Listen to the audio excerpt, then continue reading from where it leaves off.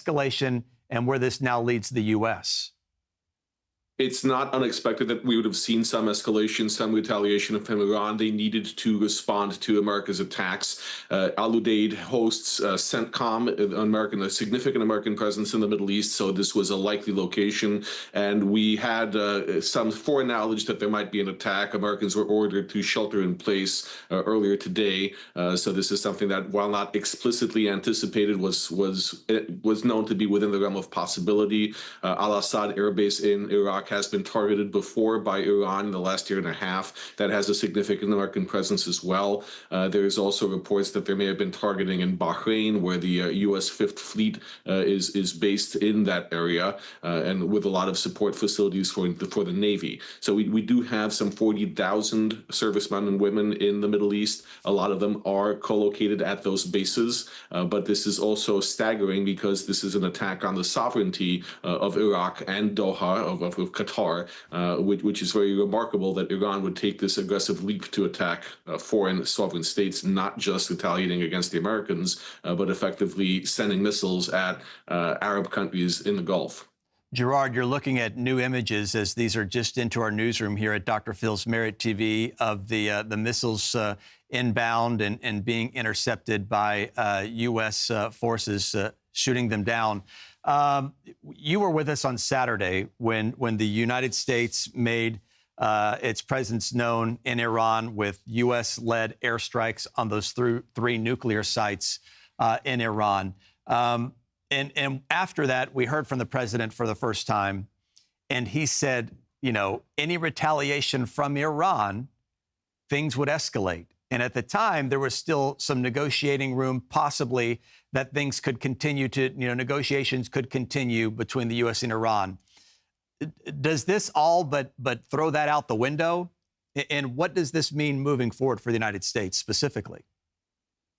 It was always difficult to see what negotiations there can be with a state that is committed to the destruction of the United States and to developing nuclear weapons, especially when, after American airstrikes, the Iranian regime remained committed to its path and was not showing any signs of backing down.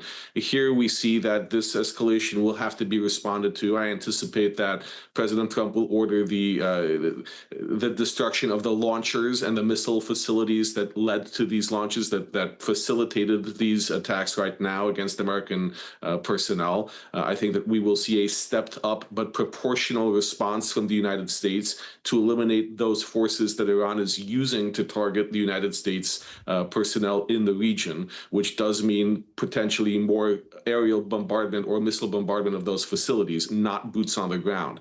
So it still leaves the possibility for negotiation and discussion. It still leaves all the parties a way out.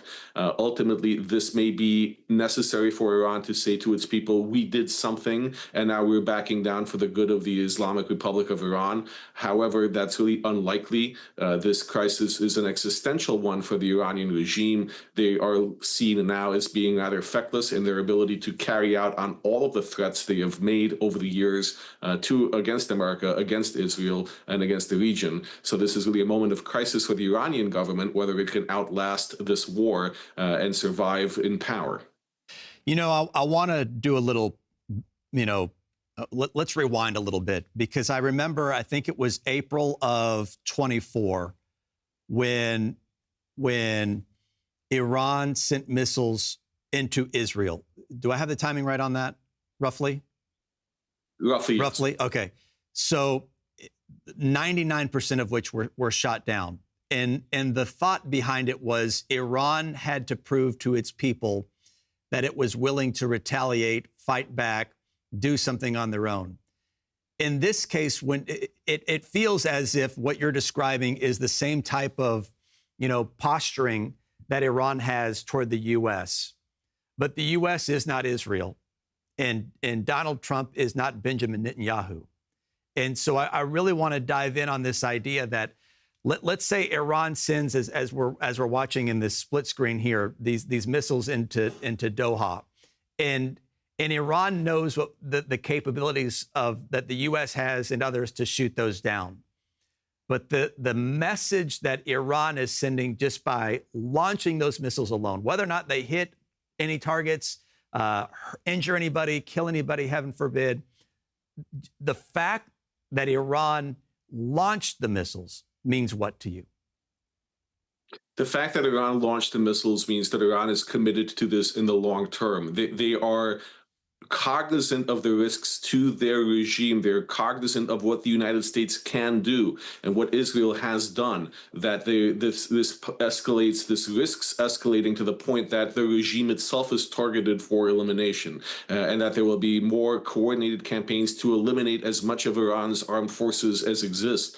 The Iranian regime knows this. They're taking this as a very calculated risk, and they don't care. This is not that necessarily the best way of putting it is that we're looking at a regime that is fighting for its survival. We're not looking at a regime that is thinking logically about preserving or even winning, but rather what it needs to do in order to stay in power. And at this point, it seems that Iran is committed to going down this path in the hopes that one of two things happen. Either that the international community places such a pressure on the United States and Israel that there is no retaliation, there's no further action, that the United States feels blocked from being able to act further in Iran, whether it's the international pressure alone or pressure domestically within the United States, for example, threats by Congress to impeach Donald Trump or to bring criminal proceedings against Donald Trump for engaging in these actions, anything to forestall further American action. The other part is that we need to consider also the amount of weapons that we need to bring to bear to this, because using missile interceptors, using our guided missiles to destroy incoming threats, that's a significant resource that the United States is putting into this battle. And these are resources that are also not easily replenished. So we need to be mindful that while we are engaging with Iran, there are also potential threats in the Asian theater that we're not entirely sure what China is looking at this and saying maybe this is a time to move on Taiwan or on any other American ally. So there's that consideration as well, that if we become too dragged into this conflict and need to use significant weaponry in order to prevail against Iran, even if it's not soldiers in combat, but rather missiles, boats, rockets, that these are resources that are unavailable should American interests be threatened elsewhere in the world. That's what Iran is banking on, that America is not going to push this to the point where we are exposing ourselves to risks in other parts of the world, that we do not have such a vested interest. However, this is a miscalculation because attacking American directly, American forces, putting Americans at risk, lives at risk, this is something that will result in an American response, and a vigorous one. So we're getting word now, Gerard, that it's Qatari defenses intercepted the missiles that were inbound from Iran. So I want to make that clarification. Again, if you're just joining us here on Dr. Phil's Merit TV, Iran has now launched multiple missiles toward U.S. interests in the region, specifically at Al Udeid in Qatar and Al Asar in Iraq. Those are two U.S. bases there in the Middle East. Gerard has pointed out there are roughly 40,000 U.S. personnel in that region, active men and women who serve our country bravely overseas. You say that Iran, one of the messages sent, Gerard, is that Iran is committed to this long term. You know, the question becomes, what capabilities do they have moving forward after being bombarded by Israeli forces for the better part of 2 weeks now? We know what the U.S. did with the strikes on the nuclear program sites. I mean, surely at this point, the Iranian forces have been reduced drastically. They have been reduced drastically, but apparently they have not been reduced enough. There are still ballistic missiles to launch. There are still drones to launch. There are still hypersonic missiles in likelihood that they have. They're not easily discoverable. The known locations have likely been eliminated, but there are a lot of mobile pieces. There are a lot of pieces. A lot of this equipment is kept in hiding, or it's mobile on trucks, on railroad cars, even on boats, to make it harder to find and eliminate. So Iran still does have a significant number of rockets that it can launch. It still has some drones that it can use. Now, and this is what is depleting American and now allied. This is Qatari forces that are shooting down these rockets, the resources in defense. Simply put, Iran is looking to overwhelm the air defenses of Israel, of Qatar, of Bahrain, of potentially of Iraq, of Kuwait, where we also have significant presence. There's also a significant air base in Saudi Arabia. This is one of the things that they will continue using. In order to eliminate this, the United States and its allies need to identify these mobile launchers and other hidden sites and eliminate them. That takes time, but it's very doable. The other thing that Iran is likely to do is use asymmetrical warfare. It no longer has an air force. It does not have a viable army that it can send across a border. It has a large number of men, but you need air superiority to move tanks and forces. What it will do, likely, is to try to block the Strait of Hormuz, to use fast attack boats against the U.S. forces, such as at the Fifth Fleet, to essentially using suicide vessels and mine laying to block transit and to try to attack American vessels. It's also likely to try to engage in terrorist attacks around the world targeting U.S. interests. These are still very much a danger to the United States and our allies, even if Iran no longer has a viable functioning air force or cannot deploy its military assets outside of its borders. Yeah, great perspective, Gerard. Stay with us here because our coverage is growing. We want to bring in our political director, Lindsay Keefe. She's in our nation's capital where she's based here for Dr. Phil's Married TV right outside the White House. Lindsay, we know the president and other key leaders within his cabinet are in the Situation Room right now. What else can you tell us? Yeah, we believe that President Trump is meeting with his top military advisors and national security advisors actually in the Oval Office right now. And obviously this comes as these strikes are underway targeted at U.S. interest in the Middle East. I will note that Qatar houses Al Idad Air Base, is our largest base in the region with over 10,000 American troops there, personnel on the ground. But, you know, to pull back just for a moment and take this into context, this is very similar to how Iran responded in 2020 after the killing of General Qasem Soleimani, which obviously was under President Trump's first term. And they tried to essentially downplay things. They forecast that this was happening. There were no casualties in those strikes that were in Iraq. 2 air bases there, one of them being Al-Assad. There were some brain injuries from those. And we expect the same here. We've seen that Iran has been downplaying the strikes that happened on Saturday and now trying to show that they are still viable, that they still have military might in some way. But, you know, one thing that was very fascinating that we saw in the first 48 hours of Israel's strike on Iran was really that Iran wasn't the iron fist that they have projected them to be. And we saw from Ayatollah Khamenei even recently saying that we must show strength, we must fight against these individuals. And so that's what they're trying to show right now, that they are still capable of fighting back, that they will retaliate as they have promised. The White House telling me that senior White House officials are obviously monitoring this situation at Al Idad Air Base right now, waiting to hear any updates from them. Of course, President Trump is getting the latest. He has no open press availability today. We're seeing if he will open that meeting after he meets with his top officials there. But right now, no word from him. A lot of his comments on True Social today have actually been about how Russia is responding, one of Iran's closest allies in the region. Even some in former government saying that many countries are looking to give Iran nuclear weapons, which the president responded to very harshly, saying, please tell me this isn't true. You know, Lindsay, I want to talk a second about the optics here, because the optics look, you look at them through a different filter depending on where you live. Here in the United States, we're going to have people on Capitol Hill who are going to be screaming that this should have never happened. We've already heard that from members of the Democratic Party saying that the president didn't have the congressional approval that he should have had to launch Saturday's missiles. And now the fact that Iran is shooting missiles toward U.S. interests in the Middle East, that's going to have people fired up. So you have the optics of that. And then you have the optics in Iran, where Iran, to its people, is showing their force and they're flexing their muscle and they're showing, their people, hey, we will not back down from the United States. So kind of bridge those two paradigms, if you will, for us and help us understand how both sides, the optics matter. Yeah, this is a very fragile situation, ultimately, at the end of the day. As both of us have mentioned, Iran trying to show their might. I think the important thing to point out now is that it looks like those missiles have been intercepted, so they didn't actually hit the base, we believe, right now. Of course, we'll get more, hopefully, information as this develops here. But similar to what happened in 2020, there were no fatalities, and so the U.S. did not strike back in kind after that. And so many people are hoping that if this is the only response that we have from Iran, that this could potentially de-escalate.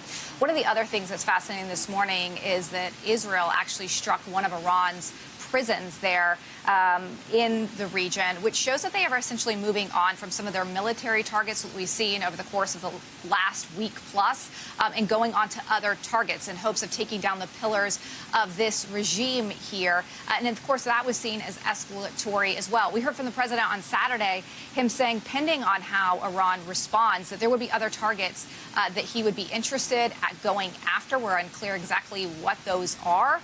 But obviously, everyone is watching this very closely because we are essentially riding on a knife's edge as there's so many interests involved. I mentioned Russia, China, other allies of Iran who are weighing in to see how they might get involved if it does escalate.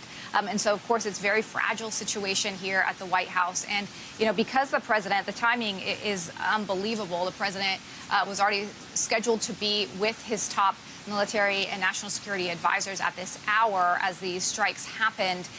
We could see some swift action by the U.S. pending on the intel they are getting. If it did not strike the bases, if there were no fatalities, it's unlikely, I can't say for certain, but it's unlikely the U.S. would respond militarily. Yeah, I think that's the million-dollar question, Lindsay, is what's the next, move here for the United States, specifically Donald Trump? Because, if you listened to the speech on Saturday night with us here on Dr. Phil's Merit TV, President Trump was very clear.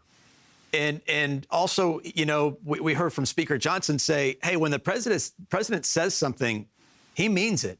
And so when he says, in weeks past, hey, the Ayatollah, we know where you are, I think that's a clear message.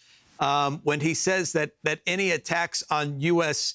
Interests in the Middle East will be met with the same, and we have other targets in mind, I think people are thinking, well, here we go.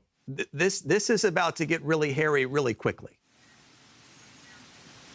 Yeah, and that is one of the major concerns you've had even from people in the Republican Party, Chris, who warned the president and even were very adamant and vocal that he should not engage in any military strikes against Iran because it would embroil the U.S. in a forever war, something that President Trump strongly campaigned very aggressively on, that he would end forever wars, that he would not enter unnecessary forever wars. And many people feel like this has gone against those promises. But from the president's standpoint, he really believes that he could strike these nuclear sites with our military force, no boots on the ground, and it was decisive and it was over, similar to what we saw with Soleimani. Now, this is much more aggressive. This is the most significant military action we have seen him take to date. But he believes that this is the beginning of peace, and this is what had to happen for Iran never to have access to a nuclear weapon. But really, to your point, the key is what happens from here, because the president has promised, and we've seen that he will follow through with his words and using military action, how Iran responds. And that is his point. I gave you time to negotiate. You can still negotiate. Negotiations on the table. But if you strike military interest, essentially, we have to respond in kind. And that is the important thing here. And it's not only going after them. We saw the Houthi rebels actually going after military ships in the region in the Mediterranean that have been there since October 7th to protect the airspace, to protect the region, to try to de-escalate. And no military members were injured. Obviously, we have a ceasefire with the Houthi rebels now, but they were striking at our ships. And we did not strike Iran for that. And remember that the Houthi rebels are a proxy group created and funded by Iran. Obviously, they fund the Hezbollah and Hamas as well. Those are some of their key proxy groups that we know about. Obviously, they have others in Iran. which they think that they may be waiting to see how they will utilize those. But at the end of the day, that's why this is such on a knife's edge right now, because it's really seeing, is this the end of Iran's response that we just saw in Qatar, in Iraq, or is there more?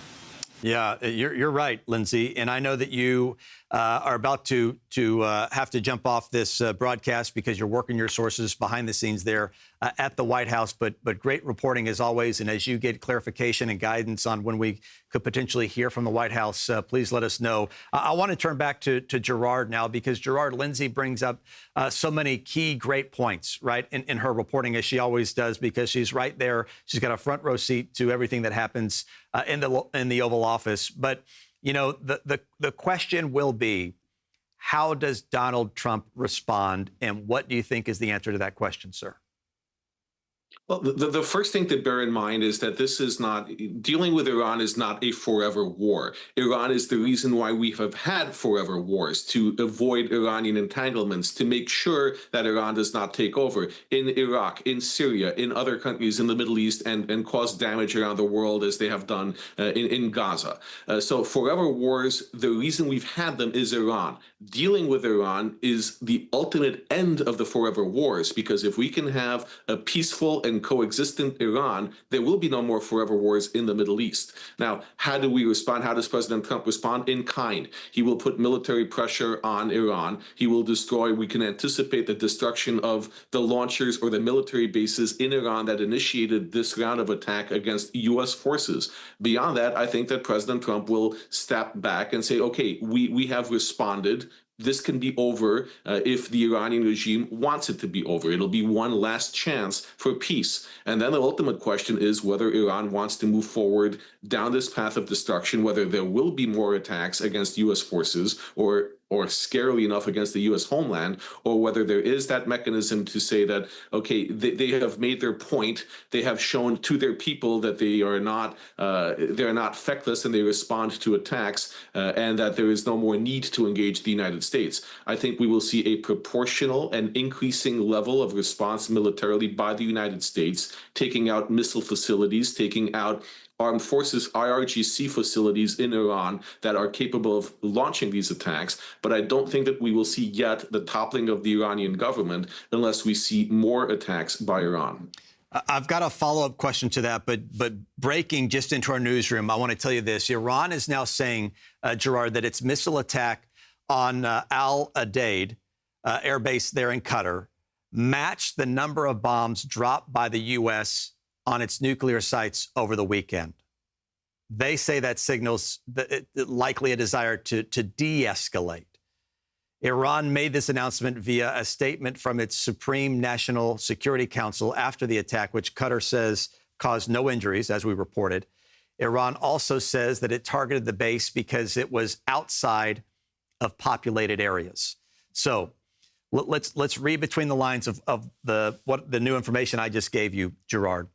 Iran is saying that it launched these missiles toward the U.S. base in an area that it knew was outside of populated areas, which is not what we saw when they retaliated against Israel by bombing apartment buildings, children's wards of hospitals, and just throwing missiles into Tel Aviv and other areas of Israel, just kind of willy-nilly.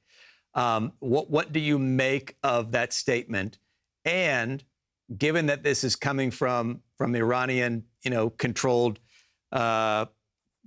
media, state-controlled media, which means, in my opinion, you take everything you hear from Iran with a grain of salt, do you not?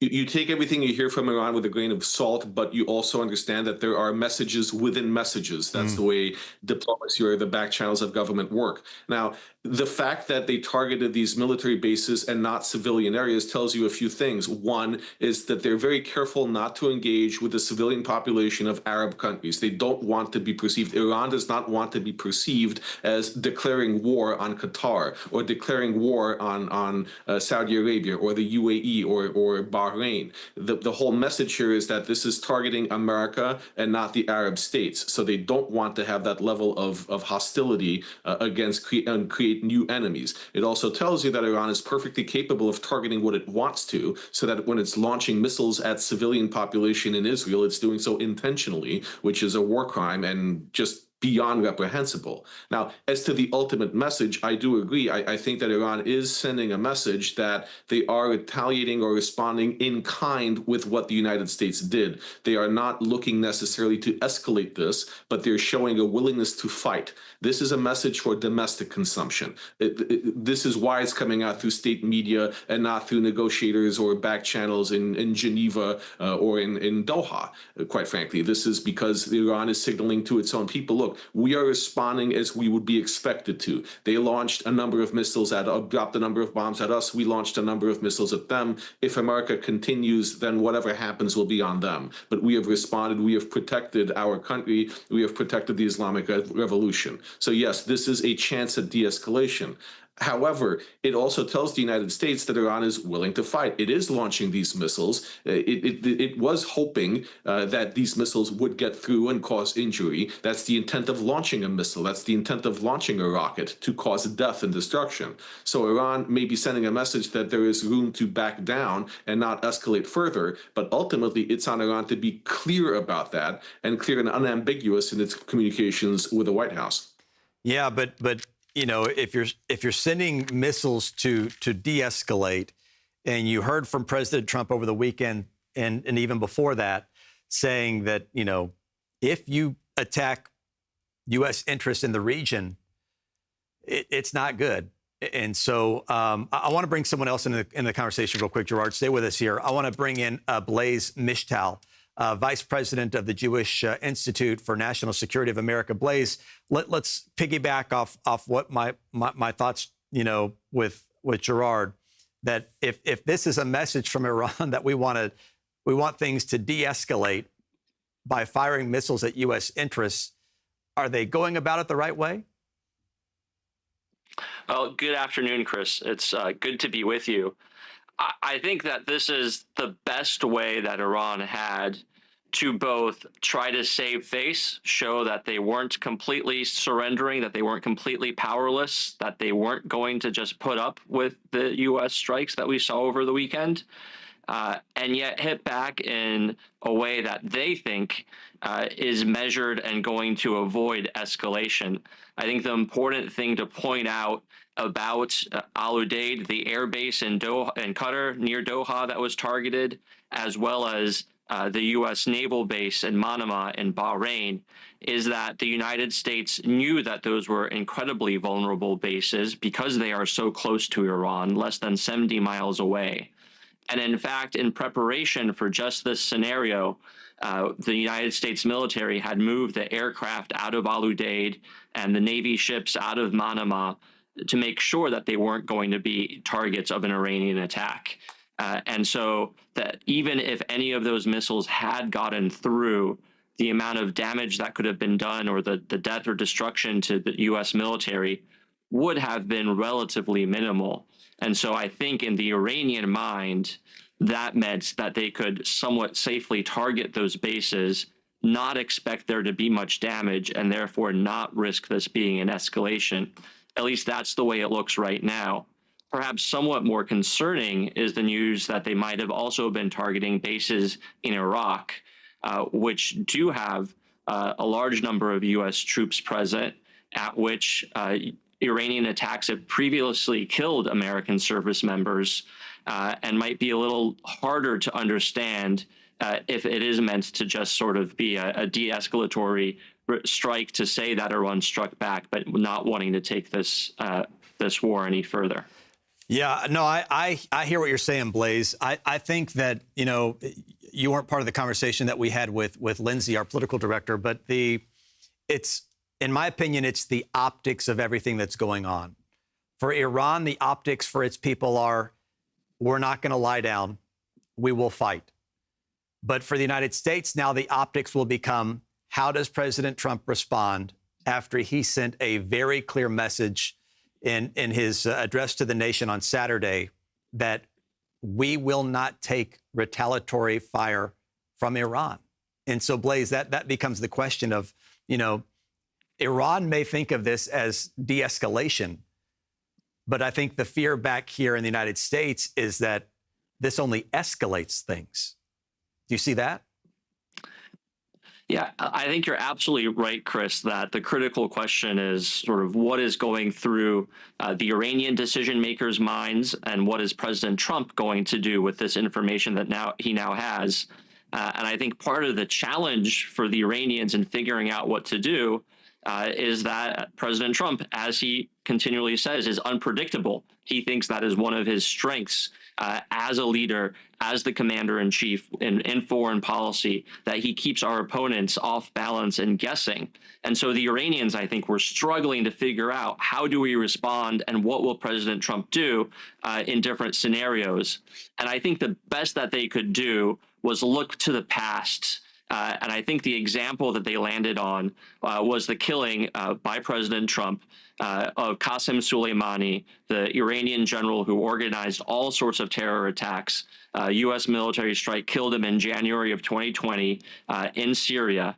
And in response, Iran launched 20 ballistic missiles at a U.S. base in Iraq. Nobody was killed, and that was that. President Trump let it go at that.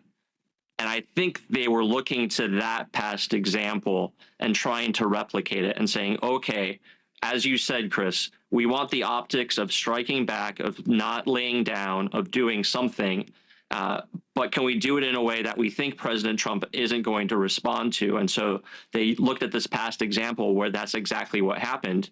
But I'm not sure if that example is actually going to hold up this time around. As you said, President Trump has warned Iran not to retaliate. He has said not to put U.S. service members in harm's way. And it's entirely possible that this will not be something that he's willing to just let go, particularly if there are more attacks, particularly because it wasn't just one base that was attacked. We're seeing attacks possibly in Iraq as well. All of that could affect his decision-making and decide to continue attacking Iran to either take out more of their nuclear facilities, to take out their ability to target U.S. bases, or take out other military capabilities to prevent any further escalation beyond this point. Gentlemen, we have about 4 minutes left until we get back to our regularly scheduled program here on Dr. Phil's Merit TV. But Gerard, I want to ask you something that you and I have talked a lot about the past few weeks. And can there be peace between the U.S. and Iran with its current regime? Well, there can be the absence of hostility, but that's not the same as peace. I think that what we have seen for the last several years increasingly is the best we can hope for with the Iranian regime is an absence of hostility, the absence of active war. But the current regime is working for the betterment of its nuclear weapons programs. It's working to increase its capacity to hit militarily against the United States and against Europe and against targets far outside its borders. So Iran is a significant danger to regional stability and even to world peace. So the short answer is no. There can be no peace with the current regime. There can be an accommodation, there can be an understanding, there can be a ceasefire, but the only way to prevent a larger war in the future, or to prevent another forever war, is if there is a different regime in power in Iran. I think that we have all increasingly become aware of that. The question is whether this will be the tipping point, this conflict will be the tipping point that results in regime change, or this is going to be yet another de-escalation in a long series of de-escalations that will just kick the problem down the line, either later into Trump's administration or to the next administration. Ultimately, let's not forget, since 1979, since the Iranian Revolution, which, by the way, President Carter kind of allowed that to happen by not supporting the Shah of Iran, who was our longstanding ally. For the last 46 years, Iran has been responsible for death, destruction, not just of Americans, but of people around the world, and especially in the Middle East. That's not a peaceful state. That's a state that is committed to the exercise of war. So whether the world unifies to finally deal with this threat, or we're just kicking down the problem to the next generation, to the next administration, that's ultimately what we will find out in the next few days. Blaze, assuming you have the same thoughts that Gerard has, Are negotiations then, and we've got about a minute and 45 seconds left, are negotiations then now completely off the table? First of all, completely agree with Gerard's sentiments. Look, Iran, the Islamic Republic of Iran, was born of the original sin of taking Americans hostage in the American embassy in Tehran for over 400 days. They have only gotten worse since then. This is not a regime that we're ever going to live peacefully with. But that doesn't mean there isn't a role for diplomacy, that a deal isn't possible. I just think that that deal becomes more stringent and is going to have to be tougher with every time that Iran refuses to take a deal, refuses to accept what President Trump has offered them, and instead chooses to fight back. The deal, it becomes a tougher and tougher one. And unless they're willing to completely give up their nuclear program, unless they're willing to give up their ballistic missile program, unless they're willing to stop attacking Israel and American troops, there can be no deal that's acceptable to the American people. And whether they're ready to take that deal or not, I'm not sure, but it certainly looks like, based on today's actions, that they're not there yet. Blaise Mishtal and Gerard Filitti, thank you both for joining us for this breaking news here on Dr. Phil's Merit TV. Again, to recap, you're looking at missiles that were launched into Dohar, Qatar, near a U.S. air base in that area. The missiles were shot down by Qatari defense, intercepted those missiles. We will have another update for you in about 1 hour from now. We're going to send you now to Dr. Phil True Crime.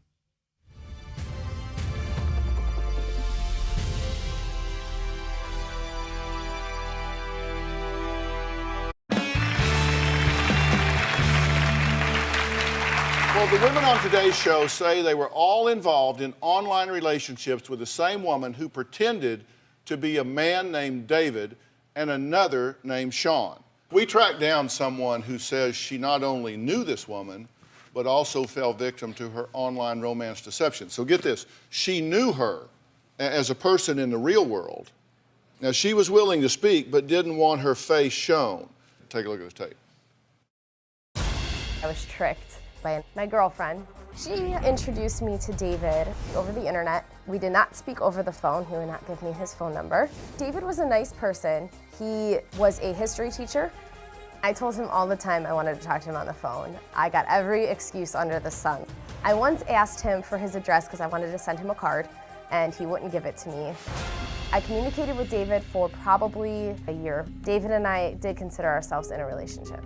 The red flags were always up. I think that the biggest thing that kept me going was the fact that my girlfriend supposedly knew him.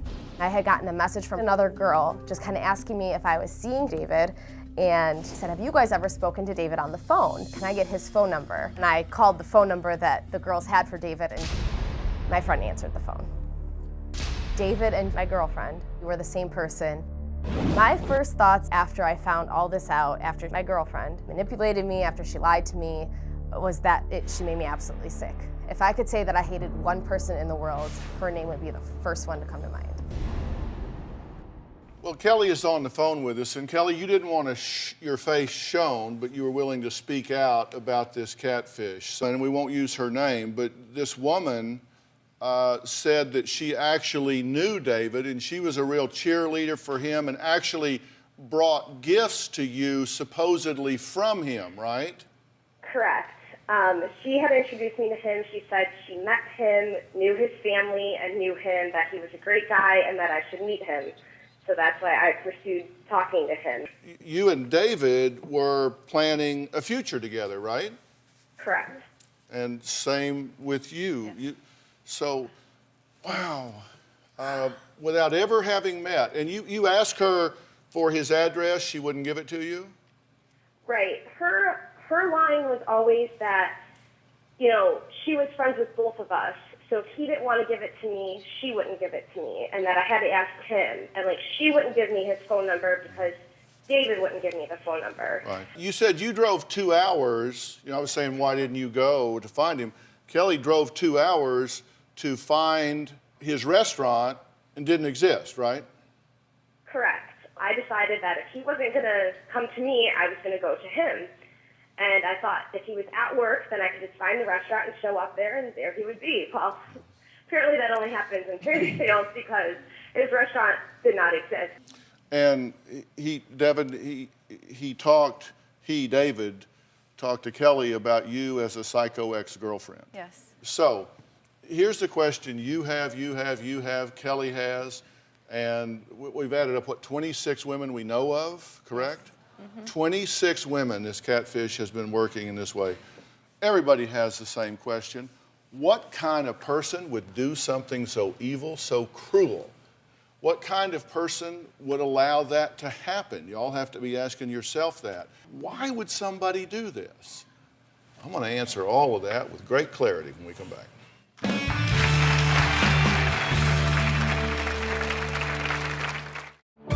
We're not going to just tell stories.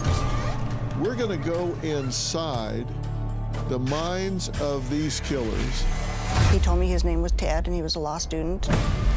Let's break this down for a minute. This was a man who'd make the devil blush with his sins. I want you to walk in the shoes of both perpetrator and prey. Mystery and Murder. Subscribe on your favorite podcast service. Well, we have heard so much about sleep cream and how it can help you to sleep like a baby, but will it work for everyone? Well, based on all the feedback, sleep cream should improve sleep for almost any adult who uses it nightly. Even if you don't think you're sleeping better, you may feel more alert and refreshed during the next day. It will vary from person to person, and if you have underlying sleep issues, sleep cream may be less effective. Again, consult your physician before using any product to help you sleep, including sleep cream. Sleep Cream is the revolutionary all-natural cream made of organic oils and plant extracts. Simply apply Sleep Cream at bedtime and start enjoying. Sleep like a baby and bright-eyed, bushy-tail mornings. I mean, you do want to start sleeping better, right? Try Sleep Cream today. To order, visit sleepcream.com to start sleeping better guaranteed. And for a limited time, get free shipping on your first order by using code PHIL at checkout at sleepcream.com. Adult children foregoing their independence to go live with mommy and daddy. Young people today are struggling with resilience and coping skills because there's zero discomfort, there's zero challenge. So you've never been self-sufficient at all? No. If that works for us, I don't see why there's a problem with that. You're 24, 25 years old and you're living at home. I'm telling you, you don't know what you're missing. That's tonight on Dr. Phil Primetime. Weekdays at 8 a.m. Eastern. All right, let's go. Get your day going with Steve. Everybody in a good mood today? He rules. Steve Harvey for president. And nobody throws it down like Steve. That's how you do it, baby. Make me the best talk show in the world, which I am. When you're having this much fun, it's Harvey working. Oh, you just went straight up there, didn't you? Steve, weekdays at 8 a.m. Eastern, 7 Central on Dr. Phil's Merit TV. An official message from Medicare about fraud. Free knee brace from my Medicare number. Medicare fraud can happen through text, call, or email. What will they try next? Hello? I'm calling about your Medicare. I don't give out my information. Need to confirm my Medicare number? Nope. Delete. Don't give your Medicare number to someone you don't know. Regularly check your Medicare claims to make sure they are right. Learn more at medicare.gov/fraud. Paid for by the U.S. Department of Health and Human Services. NetCredit is here to say yes, even when other lenders won't. Apply online in minutes and get funds deposited the next business day or sooner. NetCredit. Credit to the people. Welcome to 88 Fortune Slots, winner of the free-to-play mobile slots game of the year. Around here, it's all about the action. Download 88 Fortune Slots for free and get a 7 billion coin bonus. 88 Fortune Slots. There's nothing worse than losing your dog before their time. So why do so many dog foods contain awful things a human would never eat? To save his pets, world-famous veterinarian Dr. Marty knew he had to change what was in their bowl. That's why I created Dr. Marty Nature's Blend, my breakthrough formula that's changed everything about dog food. Nature's Blend contains nothing but all-natural ingredients designed to help dogs with everything from digestive issues to itching and paw licking, even moving around better. And that's because Nature's Blend is freeze-dried. So instead of destroying the nutrients with high heat, we gently preserve them, and you'll see the difference in your dog. Take it from a veterinarian with over 50 years of experience saving dogs' lives. I have never seen a food make this much impact on a dog's health. Such a huge difference in her health. More energy, more playful, no more pooping issues. He's healthier, he looks better. Dr. Marty has thousands of 5-star reviews. And for a limited time, get up to 54% off Dr. Marty Nature's Blend, plus a free gift with our special TV offer. Call or go to drmartypets.com/TV. That's drmartypets.com/TV. 1 in 3 U.S. consumers have been a victim of identity theft, even when they did all the right things to protect their personal information.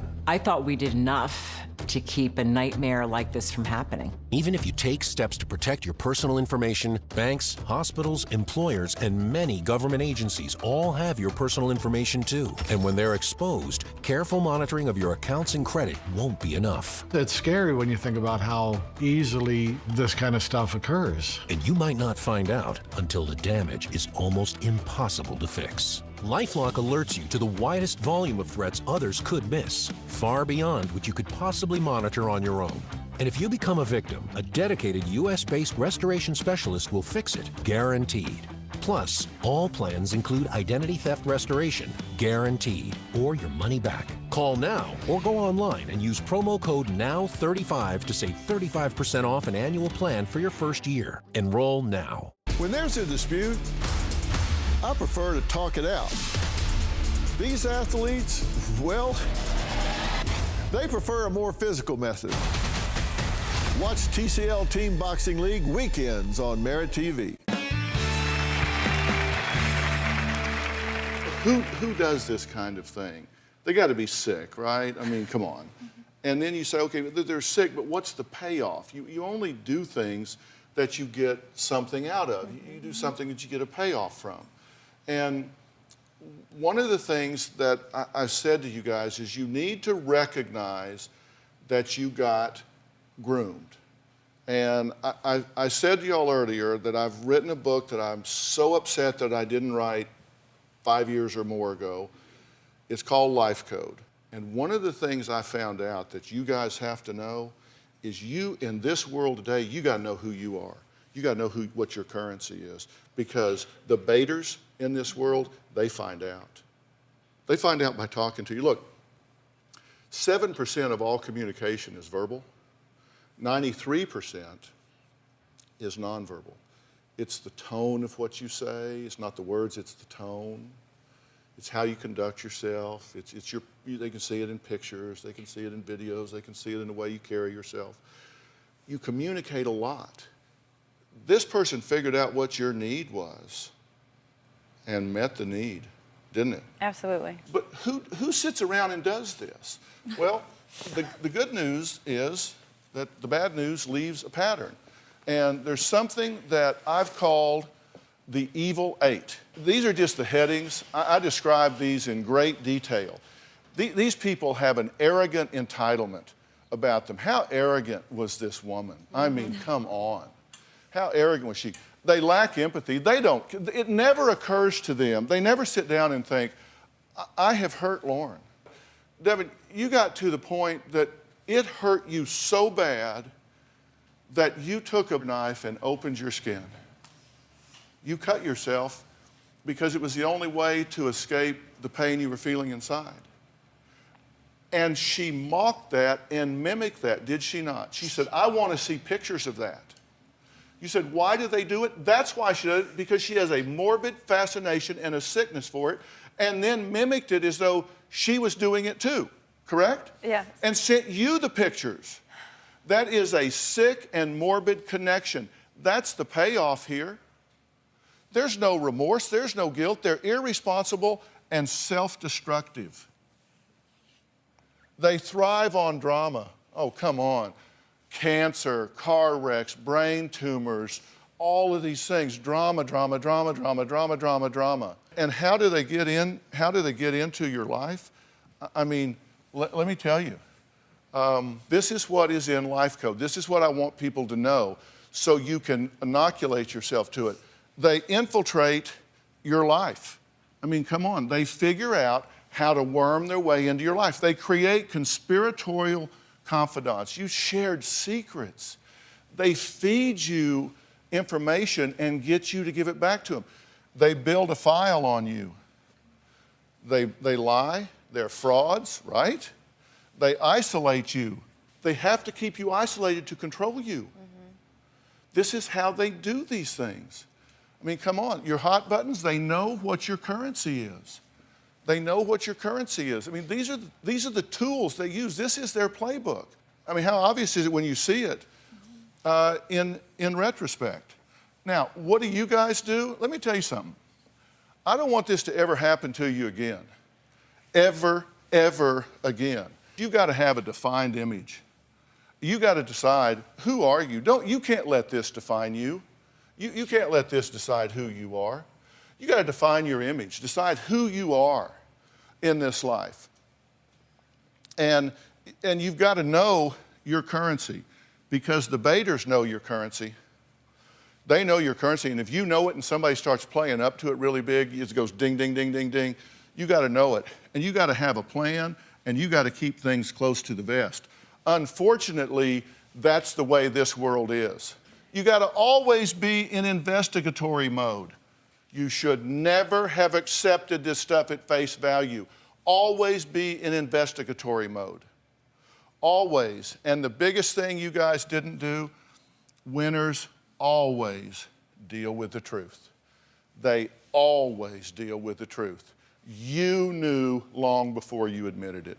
You knew long before you admitted it. You knew long before you admitted it. Winners deal with the truth. There are things you can do that allow you to maintain control of your own life. You just got to be tougher. You got to be street smart savvy if you're going to survive in this world. You just have to. All right, coming up, we're going to meet a man whose real-life catfish story inspired a new show on MTV. He's got some warning signs to share, and they're good ones. We'll be right back.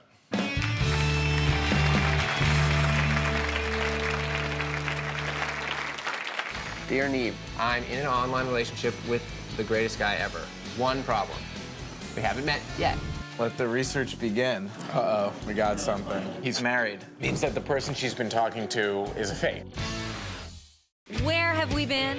What have we been doing? There's been a lot of drama, but in a good way. And now we are bringing that drama to you. With our new show, Through the Drama with Chris and Lauren, two of the biggest trials this century. The Diddy trial, some major bombs were dropped. Lindsay Lohan has been going viral in recent months. Let me throw this curveball at you. I just got smacked in the face with understanding. You look beautiful. I have to go.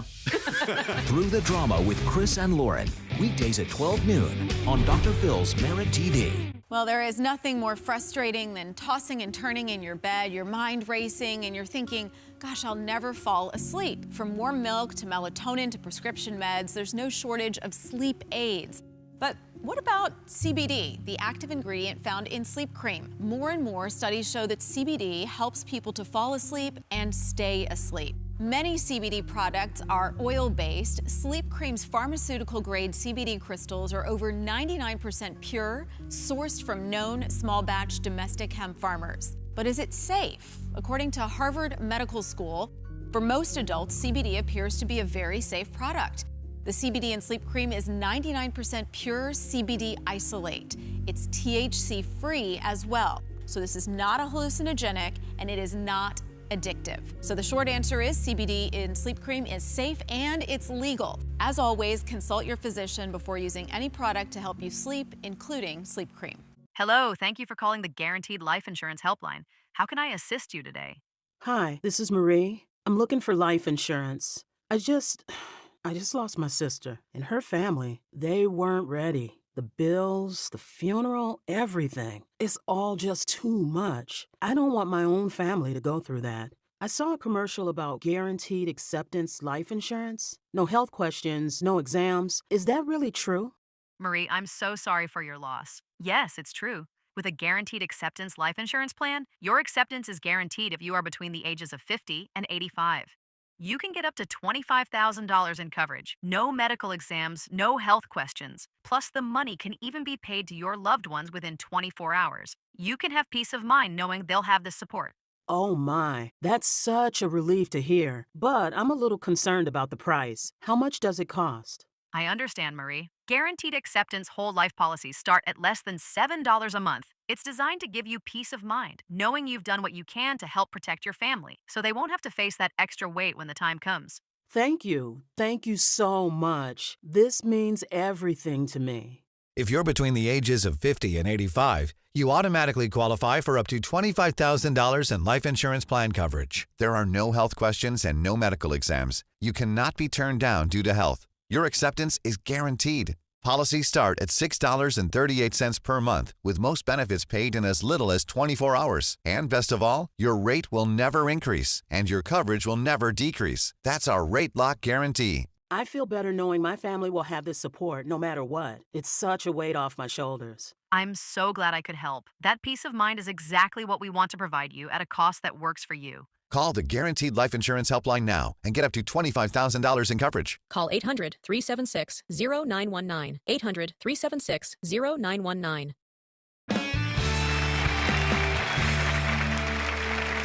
Now, my next guest, Neve, is all too familiar with the story shared by Devin, Lauren, and Bobby.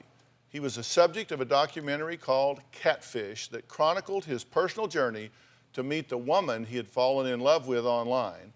And he's also got a new show on MTV called Catfish, the TV show.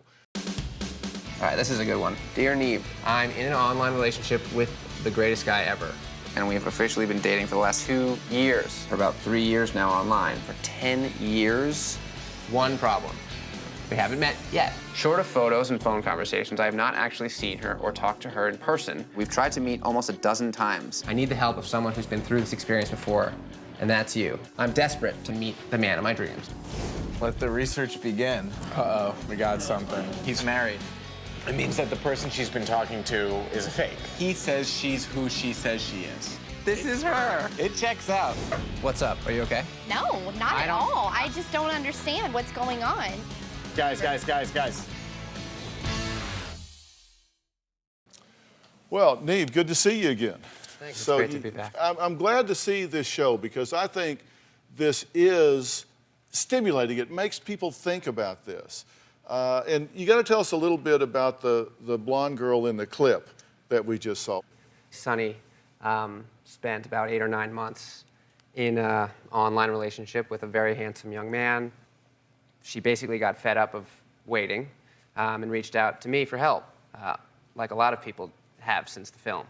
And when I took her to meet Jameson, it turned out to be Chelsea, a young girl, much younger than the woman who had been manipulating you guys, but someone who had spent years online with a number of other women pretending to be this guy. Let's talk about some of the warning signs, okay? Because you've seen some patterns in these things. And first off, you say the modeling profession is real frequent because I guess they can get those pictures. Right. They find them in the public domain. I mean, first red flag, I think, in any online relationship is the modeling profession. You say Facebook profiles, that they have a small number of friends? Yeah, there's a lot of Facebook-related red flags that you can look out for. It's not all the time, but less than 100 friends is usually some kind of an indication. And you say and the friends aren't tagged. Tell people what you mean by that. Yeah, that was something that we found a lot. In people's photographs, generally if they're out with friends, it's very likely that their friends will be tagged in those photos. But when people are lying and have created this personality that doesn't exist, they can't tag their friends because those aren't real, well, they're not really friends with those people. And there are frequent stories, you say, of traumatic injuries or illnesses. You say you see car accidents a lot. You know, I'm sorry, but it's just, you see car accidents a lot, that sort of thing.